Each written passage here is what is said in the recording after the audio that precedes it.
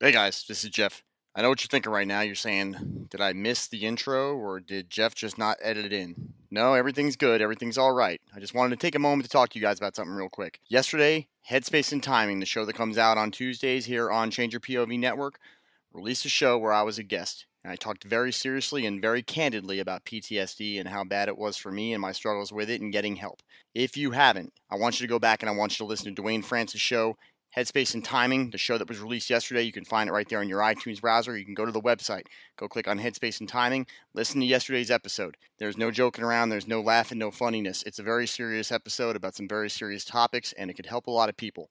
So go ahead and go down there right now, guys. Go ahead and stop this show right now in its tracks and go listen to that show before you listen to this one.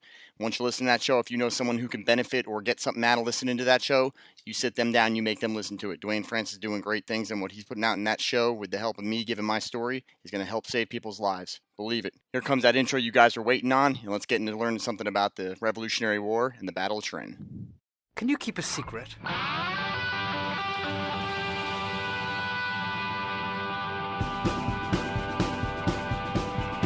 Changing hearts and minds. Changing hearts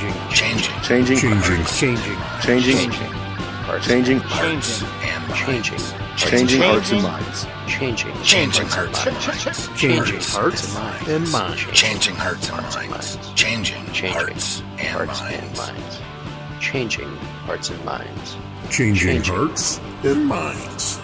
Welcome to Change Your POV podcast. You're listening to Changing Hearts and Minds, a show about reviving the warrior spirit and remembering the past to improve our future. I'm your host, Jeff Adamec. Let's get this party started. Ladies and gentlemen, am I totally screwed or what? You're funny. I want to discuss all this behavior. Let me out of here!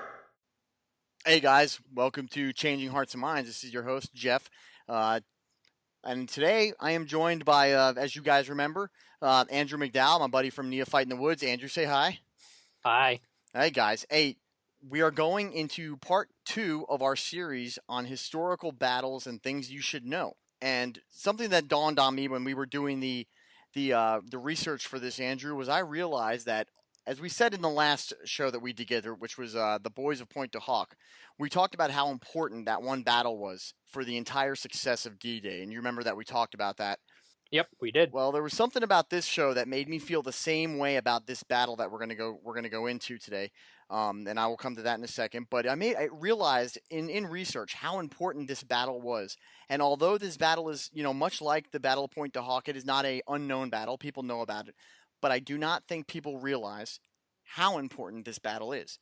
And so it dawned on me that you and I are kind of going into a series of shows that are specifically about battles that are underappreciated for historical significance. And so this series of shows that you are going to hear me and Andrew do for probably the next 4 or 5 shows, and we'll let you know when we stop and move into a different historical aspect. But this is our shows that are on world-changing historical events that are not really considered to be world-changing historical events, that are just, part of something bigger. And so that is kind of the series that we got going on for you. So let me talk a little bit about it, all right? Sure. So there are hundreds of examples in history of how a seemingly insignificant skirmish or battle has much more far-reaching effects on history than it should on paper. Making this comparison to the Battle of Trenton is almost understating the impact. The Battle of Trenton, in my opinion, and hopefully by the end of this episode you will agree, may possibly be considered the most important battle in the history of the United States. And I say that because without this battle and the way it turned out, there would be no United States. Think I'm off target there at all, Andrew? I mean, here's our one chance for to argue before we get started whether or not this may be the most important battle of the Revolutionary War. No, I don't think this is one we're going to argue over. I think that there's stuff in here that we're going to talk about today that we're going to have some healthy debate on. But no, I absolutely believe that this is one of those turning points where, if it breaks left, we're all still drinking tea and singing God Save the Queen. If it breaks right, like it did, we're, loving America, wearing shorts and drinking beer on the 4th of July.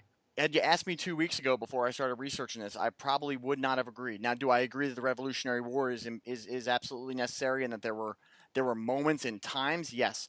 but I didn't realize how this specific action was so important. So before we get into it, there are going, I understand that not every single person out there is as massively a giant history nut as I am, and as Andrew is, and we have certain phrases and words that you may not know. And for the sake of us not getting bogged down with having to explain those later, we're just going to give you a quick list and definition of what some phrases that you'll hear us say, what they actually are defined. So you ready for this, Andrew? I think you've got yours in front of you. I've got mine. I do. All right. The first word I'm going to talk about, guys, is the word Tory. All right. A Tory was an American colonist who was loyal and supportive of the British during the American Revolution. They were also called loyalists, but they're more notably called Tories. Some notable Tories so you guys can understand how important these guys were, was William Franklin, the governor of New Jersey, who was also the son of Benjamin Franklin. This guy did not support the Revolutionary War. Brigadier General Benedict Arnold. You guys watch those shows on TV, and, was he on the side of the Americans and then turned? Was he, where was he at? Benedict Arnold, at the end of the day, was nothing more than a Tory. And then Colonel Robert Rogers, which this is the one that got me, all right?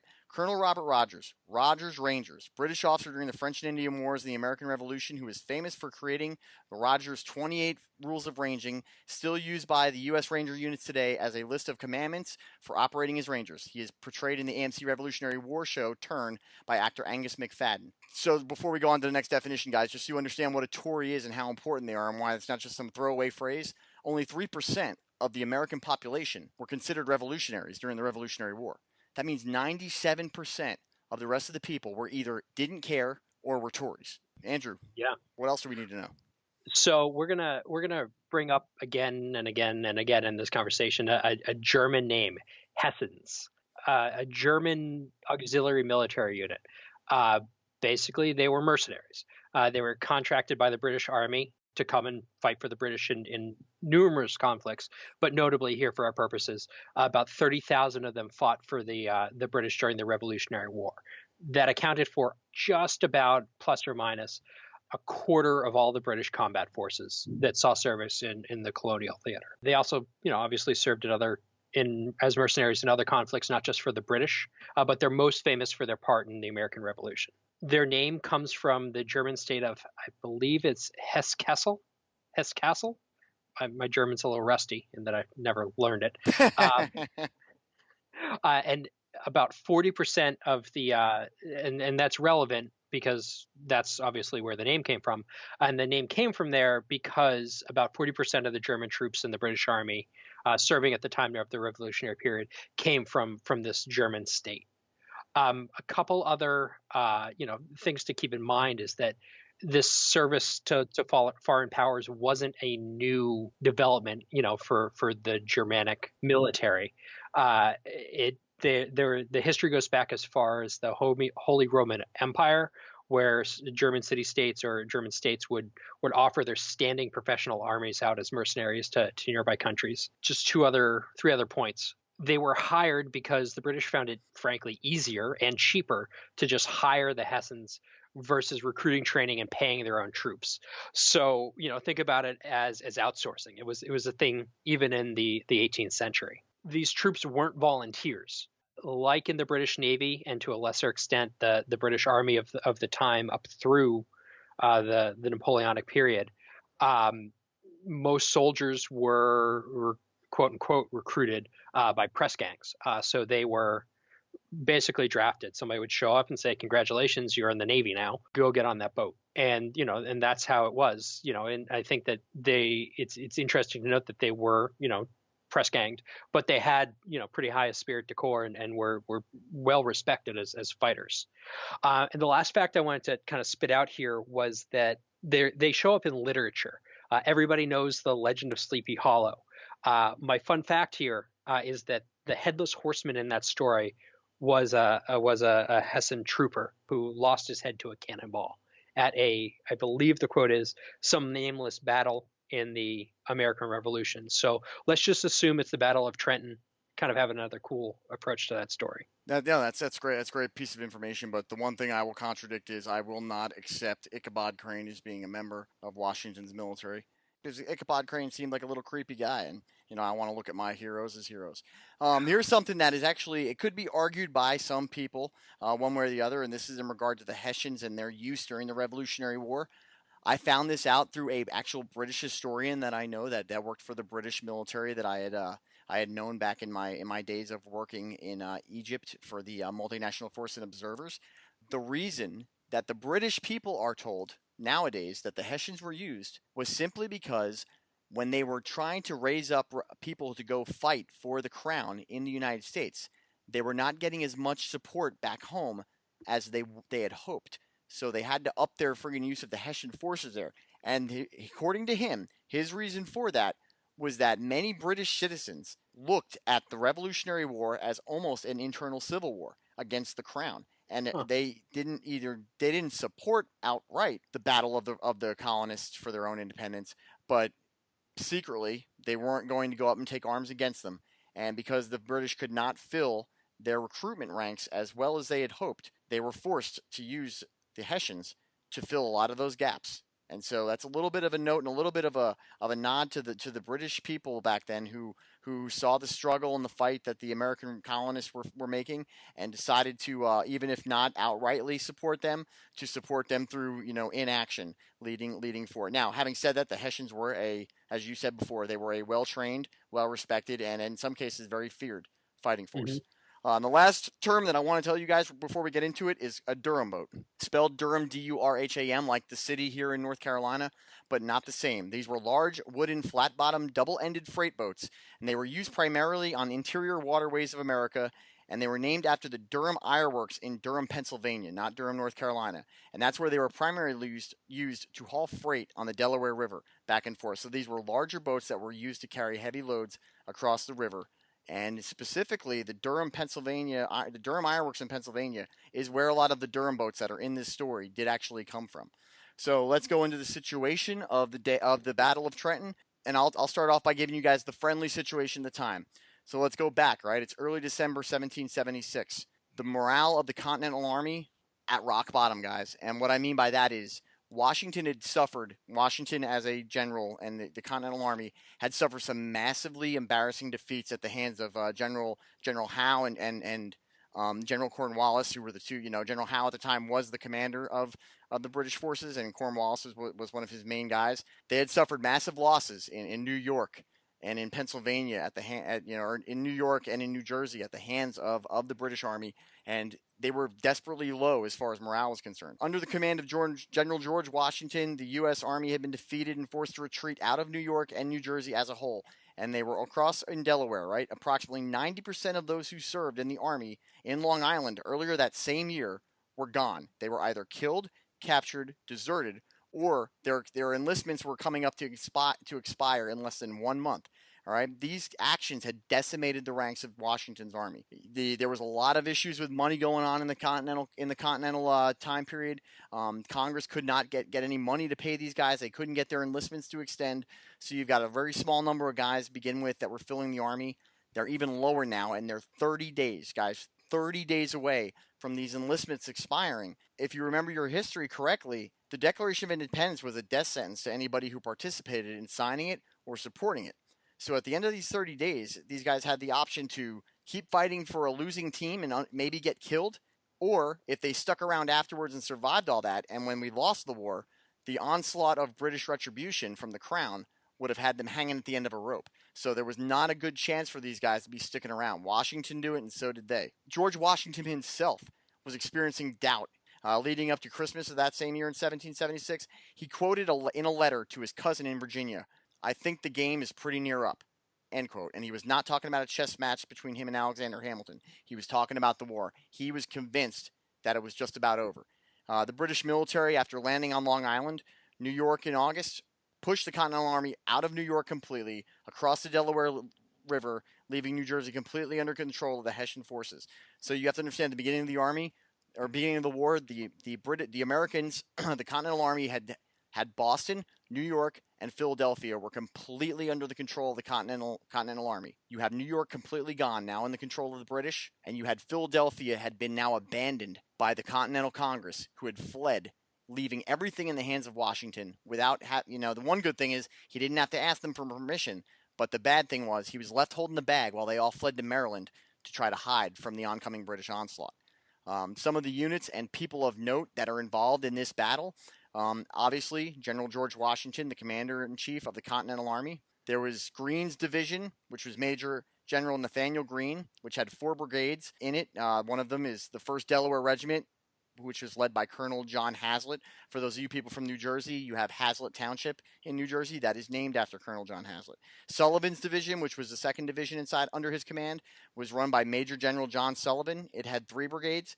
You had Colonel Henry Knox of, Fort Knox fame. He was the artillery.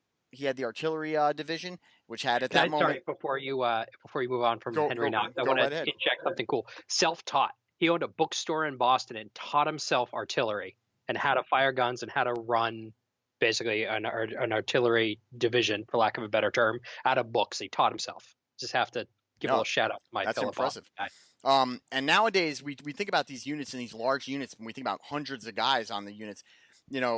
Henry Knox was commanding a division of artillery that consisted of 16 artillery guns, guys. And that doesn't sound like a lot, but it was enough for what's coming up. And at the time, it was 16 guns of, very well trained, very well disciplined artillery. The big guns, like their artillery guns, were one of their, the colonials were known for their artillery being quite effective. And I think a lot of that has to do with what you just said. You had guys like Knox, who was a very well-educated guy who knew how to utilize the guns. Nobody was lost on the importance of artillery during times like this. And the last friendly unit that I want to talk to you about, or want to list for you, is the cavalry unit, which was led by Captain Samuel Morris, which consisted of the Philadelphia Troops of Light Horse, which was the name of the unit, and had about 25 mounted cavalry officers. Some of the supporters and collaborators that were also a part of this were militia forces. The Philadelphia Militia, or Ewing's Brigade, led by Major General James Ewing, was there. The New Jersey Militia of Brigadier General Philemon Dixon was there. And there was a spy network involved in this, guys. Now, the guy's name was John Honeymoon. And with the show Turn and all those things going on, a lot of people are going to be thinking that John Honeyman was a part of the Culper Ring, as has become popularized by that show. That is a completely different show, and you will get that show from me and Andrew in the future at some point. But John Honeyman was not a member of the Culper Ring. He was a man posing as a Tory in Trenton, New Jersey. He operated by trading with the Hessians and the British, right? He was not officially part of the Culper Ring, as the ring was not established until actually after John Honeyman was was not established until later on after this event. John Honeyman was part of the same spy network that Nathan Hale was part of. Nathan Hale, I regret that I have but one life to give for my country.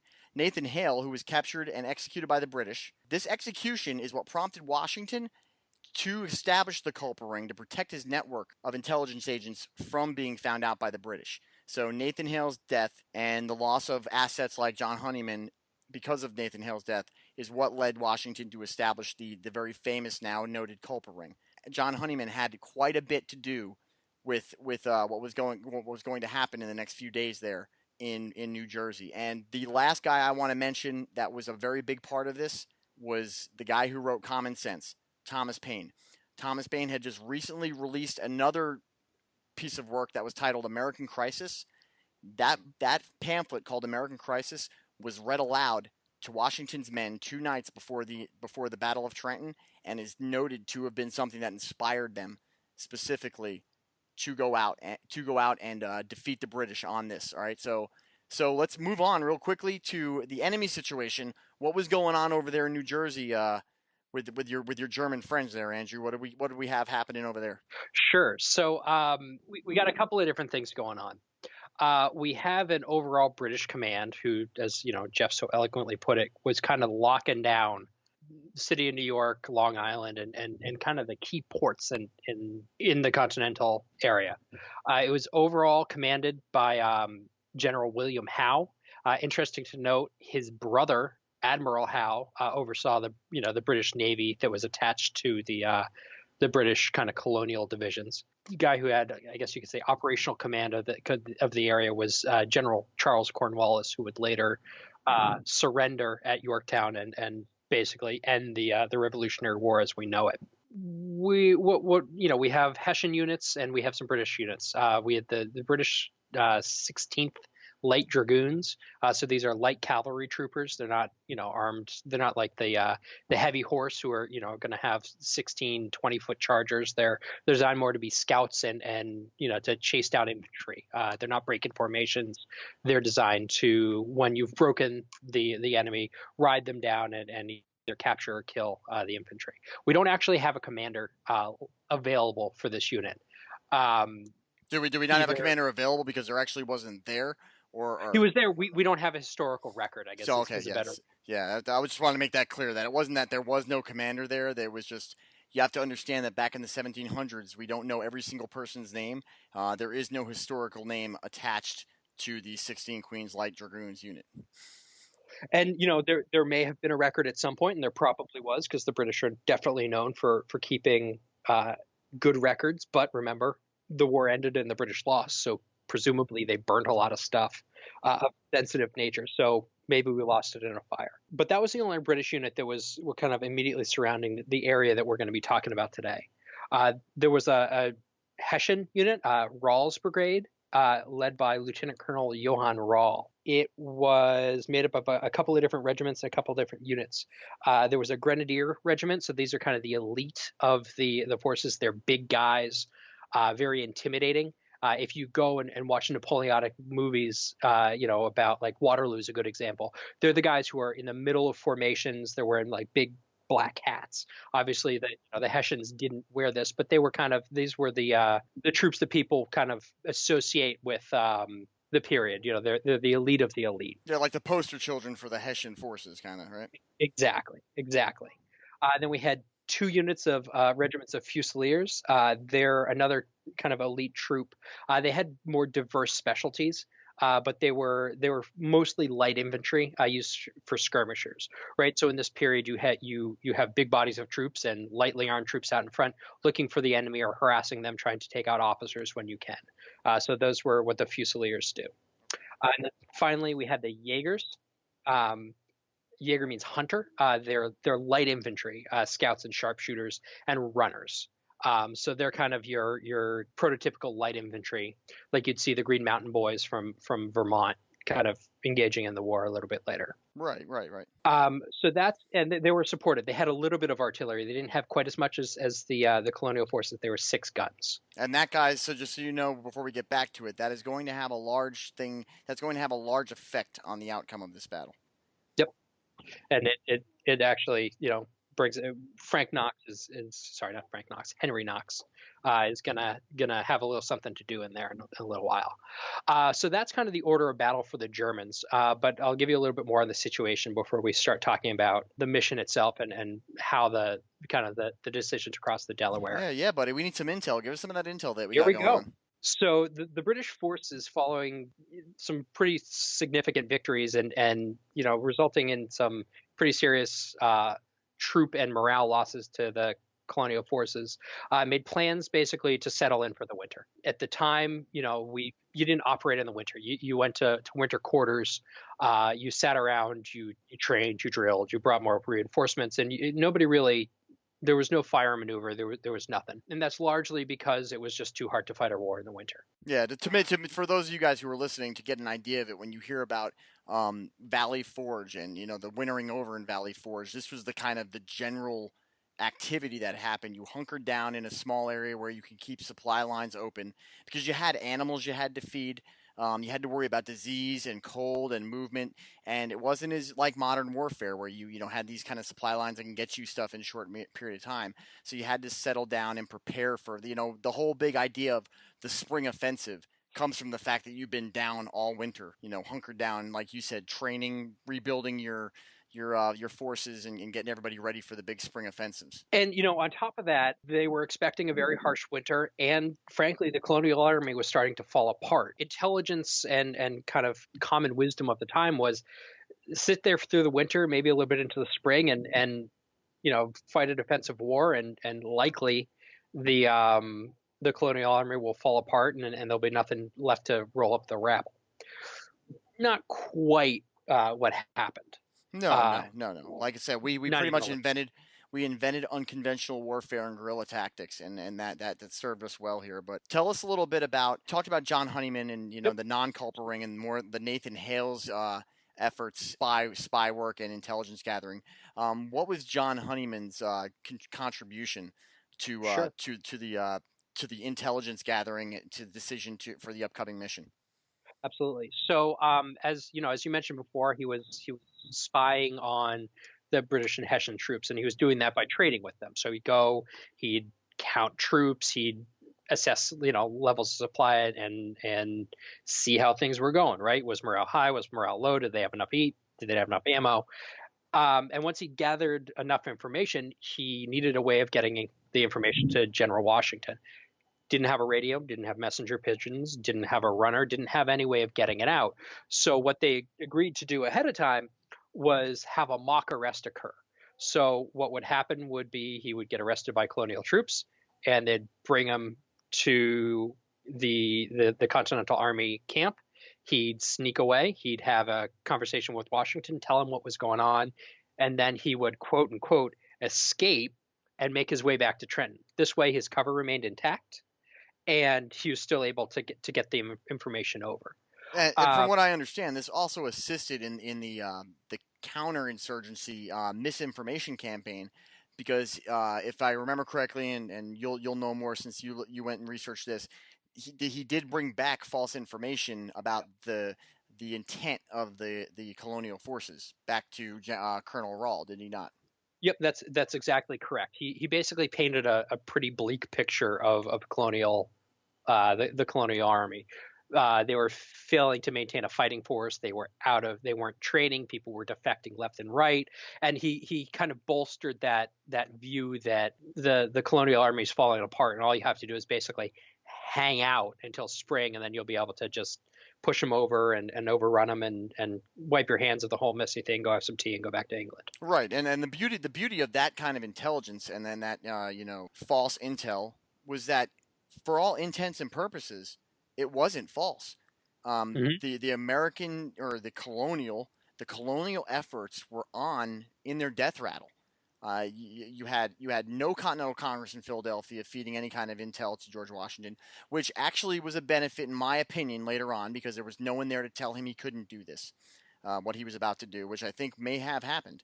You had all the things you need to make a bold move. You had necessity, and you had, this is it. This is the last chance. I have heard, and I think this is something we're going to debate, but I will give you a little bit of intel about my thought process. I have learned something recently to lead me to believe that this was not true, but there was a little bit of whispering among intelligence and historians that Colonel Rahl himself was the only one who ever openly expressed concern that the Americans might try some kind of an attack. I have since changed my opinion about that. I believe that Colonel Rahl, much like everyone else, was convinced that the Americans were no longer something he needed to be concerned about. And as we go into later on, there are some things later on that have supported and led me to believe that. But there is places, if you go into reading this on your own, you will find in some spots that you look up, you will find that he did make mention to his Hessian commander and the British commanders that he had concerns about the Americans. That whether or not that's true or not, we can never know. We can only make assessments on it based on what we have to read and look at. So like a week ago, had we had this conversation, me and Andrew probably would have argued back and forth whether or not we thought that was the truth. Right now, my feeling is that he was just like everyone else and thought that the colonials were nothing more than something that needed to be waited until springtime to just finally snuff out. So let's go on to the mission, to the planning, and the origin and planning phase of the mission. The Continental Army had suffered a series of debilitating losses at the hands of the British Army, beginning with the August landing of the British forces at Long Island. General Washington was faced with the fact that his army had almost no will left to fight. The cause for independence was almost lost in the eyes of the men, and still leaving the eyes of the ranks of his military regulars. So even the professional soldiers that he was working with, there was no. And you guys got to understand, you hear a lot in history about the French and the Americans helping. At this point, the French were not with the Americans helping them out. The Americans were all by themselves, just out there fighting on their own. And at this point, it was pretty much over. It was OVA, if you will, for what they saw. With the enlistments of the remaining and demoralized ranks about to expire, Washington knew to be able to save the colony's dreams of independence, he was required to make bold and inspiring moves to turn the tide from defeat after defeat to the hands of the British and Hessians. Now, this is what I think is the difference between General Washington and every other single military leader that ever led up to before him. There were a lot of military leaders at the time who refused to be annihilated for a cause. A loss was bad enough, but it was considered gentlemanly to accept your losses and just take the loss and move on and survive and get on with your life and everything else like that. General Washington knew that he didn't have that opportunity. He knew that it was something he believed in. The cause for independence was something he believed in. He looked at the eyes of the people that were still standing by him, and the hopes and dreams of the Declaration of Independence and everything that was going on in America, in the colonies. It all was in his lap. It was all on him now. And he was either going to die fighting for that cause, or he was going to win. And that was his only two options. Gathering all the forces he could muster, he made plans to cross the half-frozen Delaware River with his remaining army and force march to attack the Hessian forces garrisoned there on Christmas Day, and then try to push on to attack and seize Princeton. Now, we say that, and we know in the outcome what happens, but you have to understand... We have a really nice painting of it, too. Yeah, there's paintings of it. We talk about all that stuff, but you have to understand what you want to take 2,400 men, all you have left, and you're going to, guys who have been nothing but defeated, and you're going to take them across a frozen river on Christmas Eve, march them 9 miles with no shoes on to attack the most well-trained fighting force in the world at the time. It was victory or death. And it's funny I mention that because, it's not funny, it's intentional. That was the code and passphrase word for that night's mission. Victory or death. He made sure his men heard that. This was our only two options. We win or we die. So each soldier, he said, was going to carry 60 rounds of ammunition and 3 days worth of rations. For a one-day mission, he said 3 days. Password for the surprise attack would be victory or death. This was a nod to the resolve General Washington had for the need to be victorious. He knew this was his last gasp, and it was not even a good chance of winning. Everything had to go perfect for him. The truth of the entire event was clear. Failure to complete the bold mission and to come out victorious would have no results other than the collapse of the colonials' ability to fight for independence, and it would have been the end.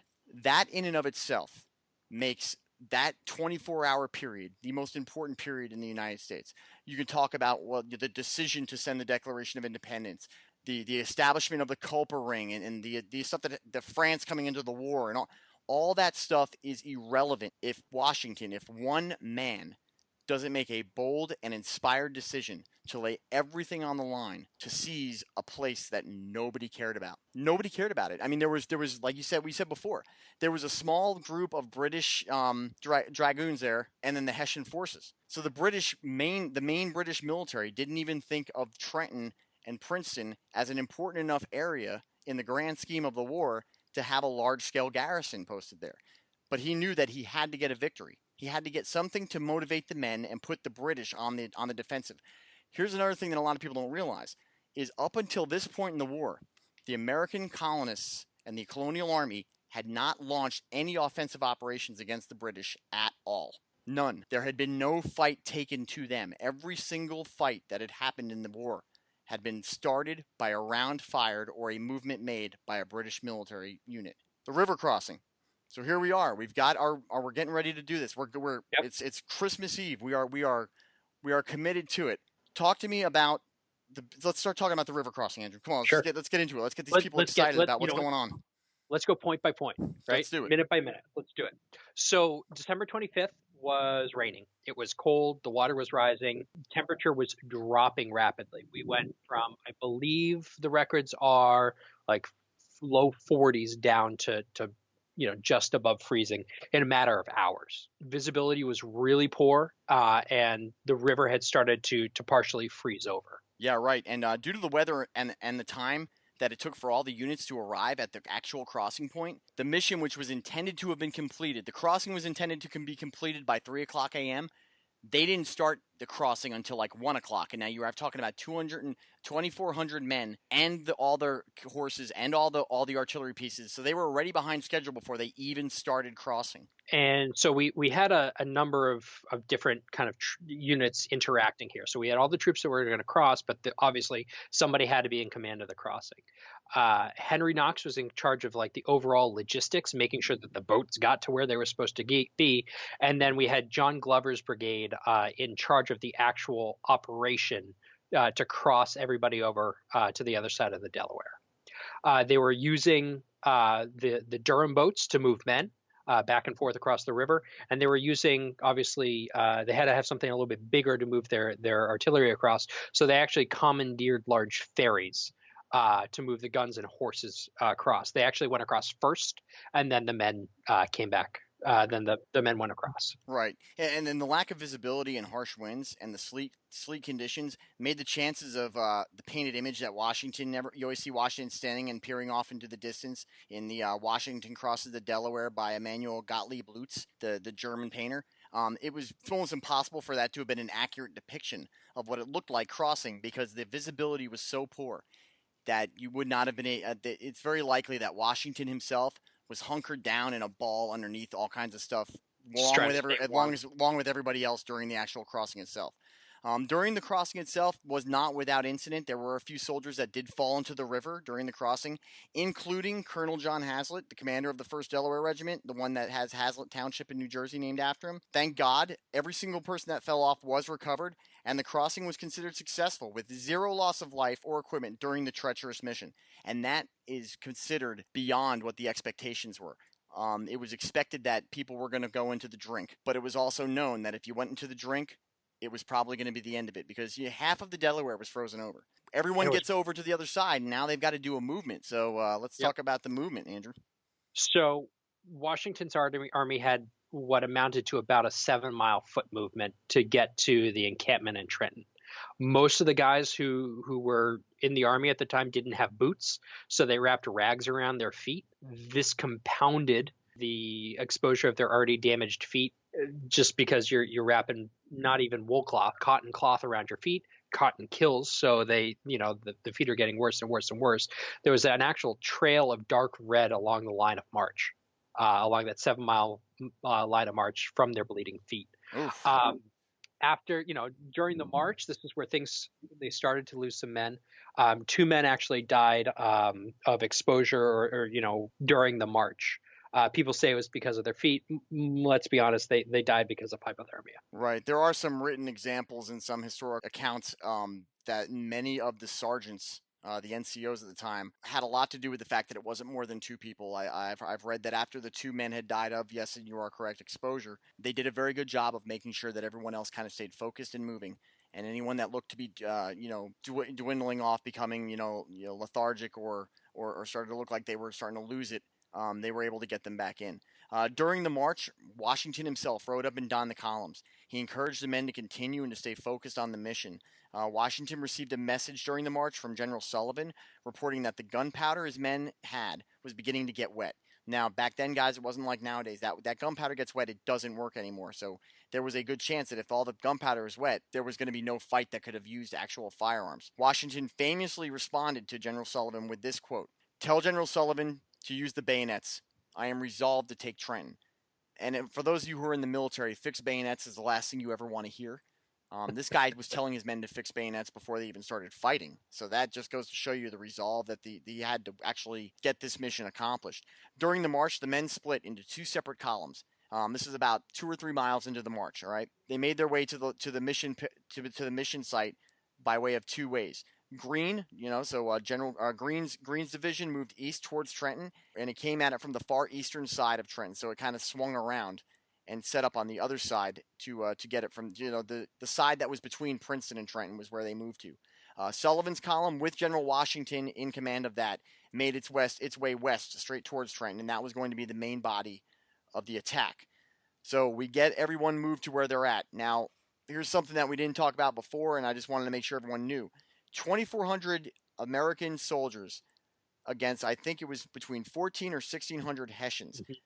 But here's the point. 2,400 was the total amount of people that Washington had at his command at the time. 2 of Washington's men, Ewing's brigade and another brigade, never made contact with Washington.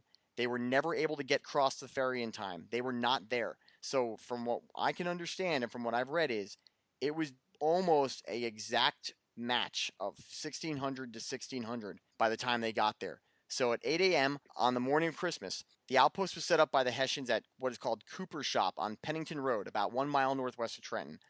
Washington led the assault, riding out in front of his men, which was the first time that had happened in the war, but Washington was determined to lead these guys to victory. The Hessian commander of the outpost, a Lieutenant Andres Winderholt, left the shop. An American fired at him but missed. Winderholt shouted, "Der Fiend," which means the enemy, and the other Hessians came out. The Americans fired 3 volleys, and Hessians returned 1 on their own. Washington ordered Edward Hand's Pennsylvania riflemen and a battalion of German-speaking infantry to block the road that led to Princeton. That attack on the Hessian outpost there, they soon realized at the Hessian outpost that there was a raiding party that was larger than just some small little piece of Americans. And this goes back to the fact that earlier on in the nighttime, a separate military militia unit of the U.S. Continental Army had on its own attacked a Hessian outpost. And this will become important later on with something that I think me and Andrew are going to disagree on. Yep.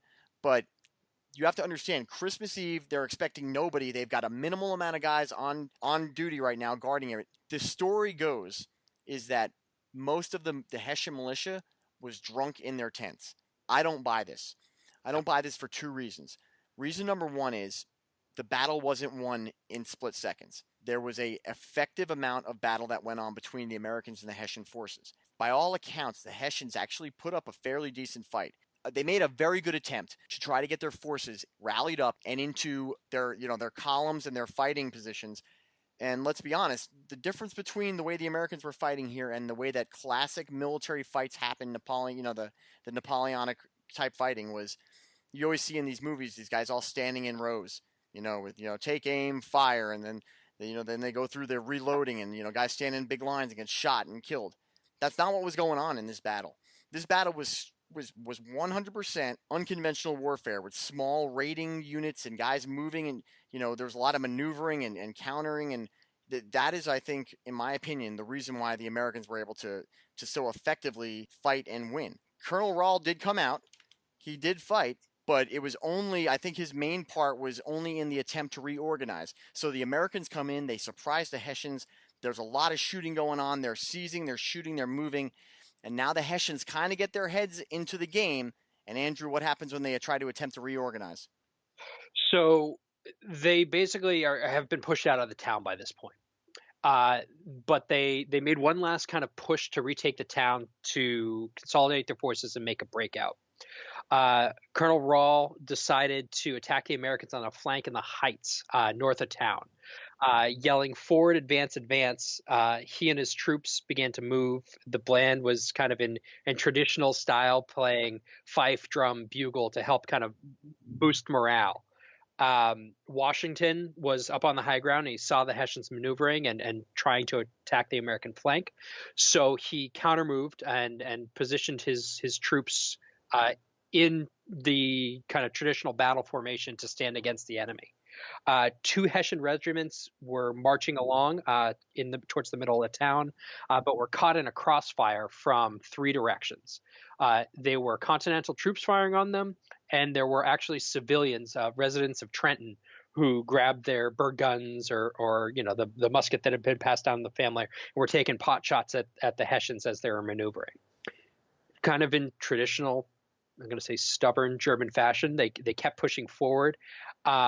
And here's where, before I was talking about Henry Knox and the 6 guns. At some point in the battle, the Hessians actually lost their cannon. Right. So part of this push was to retake that so that they could retreat kind of in better order without losing their only kind of heavy artillery. And they succeeded in retaking it. But Henry Knox saw them retaking the cannon and ordered his troops to retake the guns. 6 men ran out and pushed the Hessians back, took the cannon and turned them on the Hessians, firing canister and ball and pushed them out of town. The attack at this point was stalled, and Washington led his troops down from the high ground with a charge, completely pushed him out of the town. At some point in all of this, Colonel Rahl was mortally wounded. Not exactly clear when it was. It was probably in the push to the town, but he took a ball to the chest cavity and died not too long to the end of the battle. Yeah, I believe it was 2 days later he Yep. had died. And that was the thing I was waiting to hear you say. Knox, here's the importance of the 18 cannon to 6 cannon. So Washington's foresight to get the cannon and the cavalry guys across first paid off after they pushed the Hessians out of the town.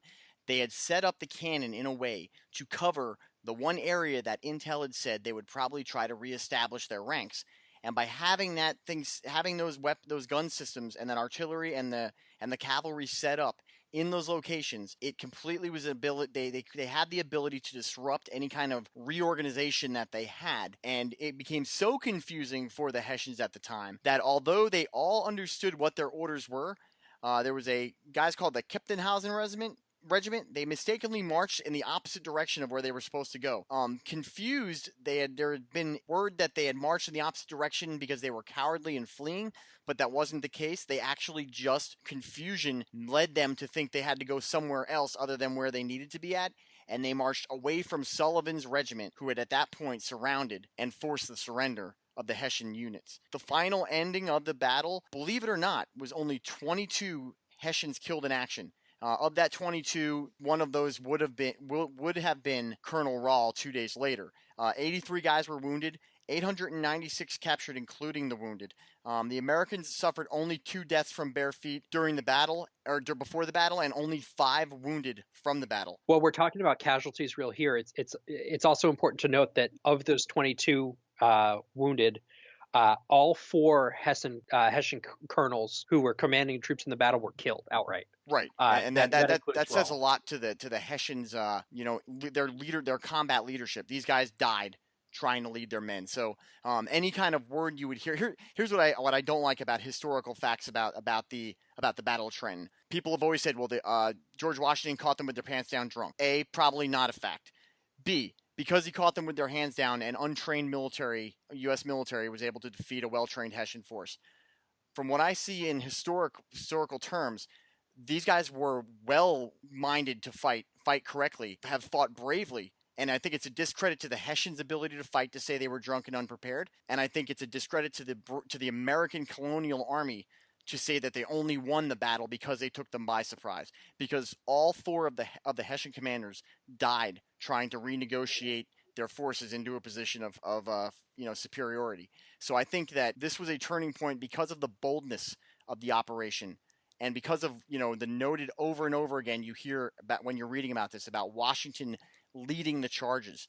There's a moment where Washington rode out in between the actual American forces and the Hessian forces, yelling for them to fire. And that, Hamilton, who was Washington's, his aide-de-camp, he actually, historically, they say he had his hand over his face, hiding it because he had expected Washington to be blasted in the middle of this giant volley of fire between the two forces. The smoke cleared.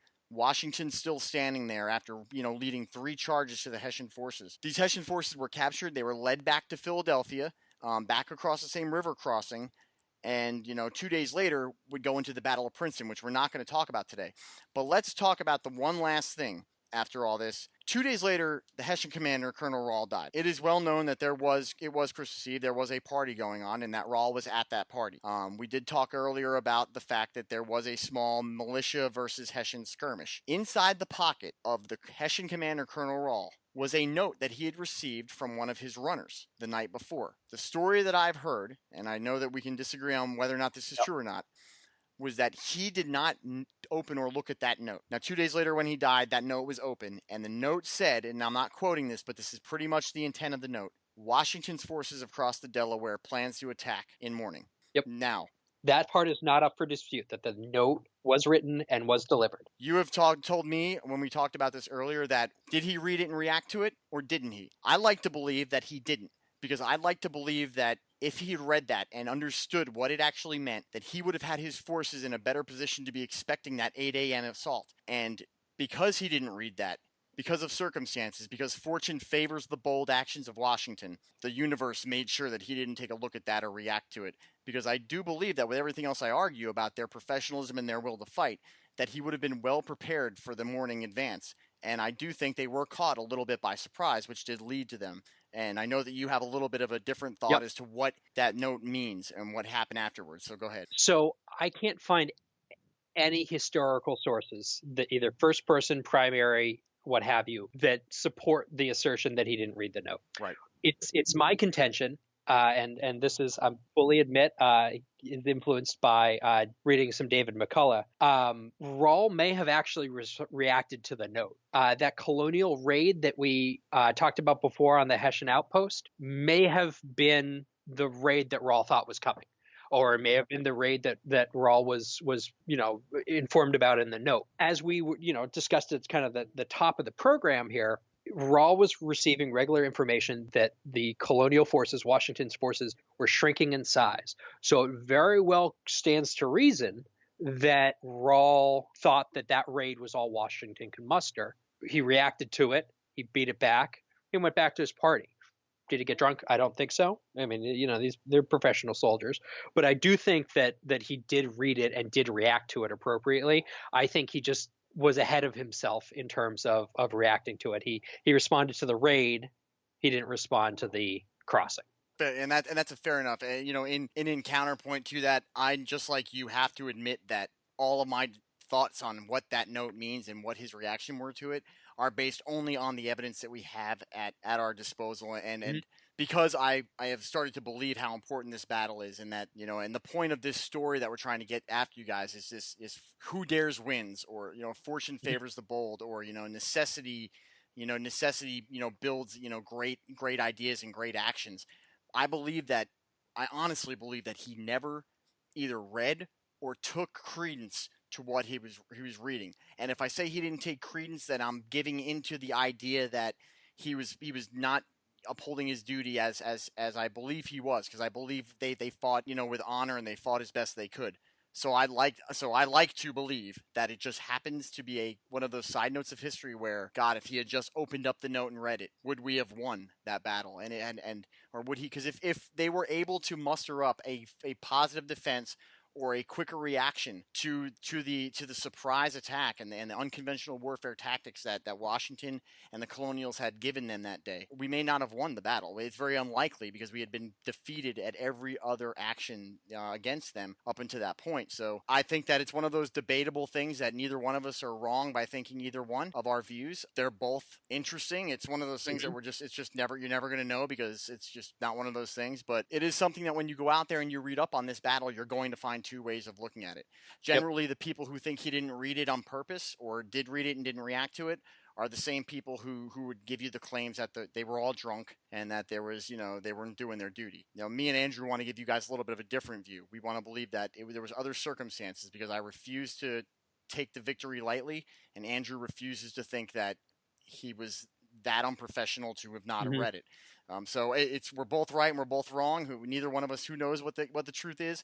But here is the one truth: that specific morning was the turning point for the war. Within 3 months of that time, the ranks of Washington's army were overwhelmingly being swelled. Noted Tories who had signed allegiance notes to the king in New Jersey sworn them off and started supporting the colonial army. And not because the colonial army was an occupying force, but because they actually felt like they could support them openly now and start giving them some support. And that support and that change in the atmosphere of the Revolutionary War was the beginning of things to come. Of the establishment of the Culper Ring, the French getting involved, of the British starting to talk about, well, what if we don't win this war?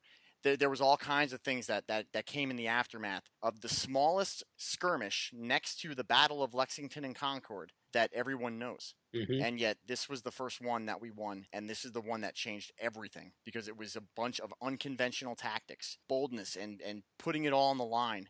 And all those great things you hear, this is everything that a movie is made out of, just wrapped up into a story of a man putting it all out there. And I have to give it up to Washington. Before we wrap it up, We got a little bit of cool notes about the war, about the Mhm. battle that's out there. So we've already talked about how Knox was a part of the battle. Knox, which Fort Knox was named after. You heard me mention Alexander Hamilton, who we all know. Alexander Hamilton was one of the secretaries of the Treasury. He is one of only 2 people who were not president that are on a U.S. federal note. The other one being Benjamin Franklin.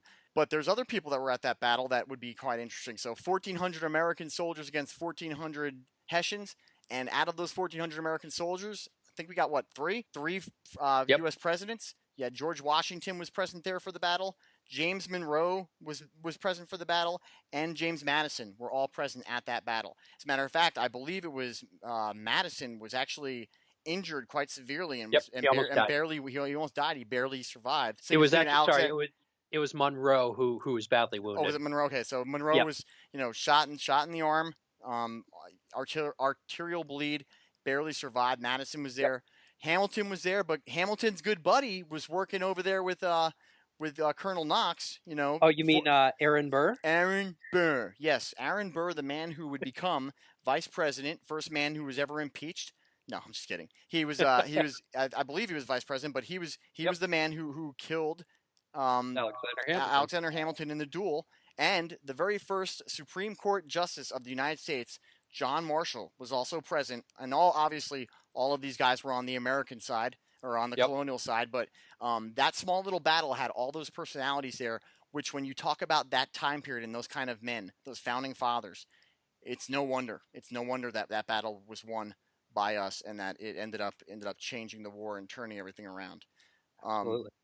Andrew, is there anything else you'd like to add about this battle? Was there anything that you found was something that we maybe looked over that would be important for our fans and friends here to hear about this important battle? I think that the only thing, and I will keep it short here, is that I see parallels between this battle and some of the Confederate attempts in the Civil War. One of the things that the Confederates tried to do time and time again was win a large, decisive battle to prove that they were a viable choice. Right? They were trying to get the British to step in on their side. They could never do it. They lost Gettysburg. They lost, Antietam. They lost a lot of the kind of the big set piece battles. Right. And to be clear, that wasn't a misstep by him saying wanted to get the British to step in on their side. For those of you who don't know, that the South was making numerous attempts to get the British military and the British Army to come in and support the South to help them break up the United States, because they definitely were trying to use the British on their side the same way we used the French against the British. And that's exactly the point. This battle set us up to get the French to enter the war on our side. If they had lost, obviously the revolution would have ended, but this battle was small, but it showed that we could win against British conventional forces. So next time you go into a class or someone starts talking about the importance of this battle or the others, don't forget that in 1776 on Christmas, the most important thing was not that Washington crossed the Delaware to ruin the Germans' Christmas. The important part was that he decided to cross the Delaware to attempt to ruin their Christmas. He had no other options left, and that doesn't say anything about his decision-making process. Well, that he didn't have a choice; he had to. He could have sent the men home, and he could have cut his losses. He had no support left, but he didn't. He chose to do something bold, and he did it from the front. And that's the big thing. The charges, the moving out in front of everything that Washington had done. He led from the front. He led them to victory. He inspired them, and he inspired an entire nation to get behind him. He ended up going on to win the war with some really great stories that me and Andrew are going to bring to you guys at later times. But this really was the beginning of it. This is really the heart and soul and thought process of what makes America and Americans so much different and so inspiring as a people is moments like this. And I can't say enough of how much I've learned and how inspired I am after researching this story. All right, Andrew, if there's nothing else, buddy, I want to thank you for coming on again, and I hope you guys enjoyed this show as much as you enjoyed the last one, The Boys of Point to Hawk. So, Andrew, thanks a lot for being on again, buddy. For all you guys out there, yeah, not a problem, man. I love this stuff. Guys, remember, don't oppress yourself. No one can change your mind or tell you what to do but you. You're in full control of everything that you do and everything that you say and everything that you achieve. Don't let yourself be oppressed by your own doubts and fears. Free yourself, free your own mind. Be oppressive, LeBear.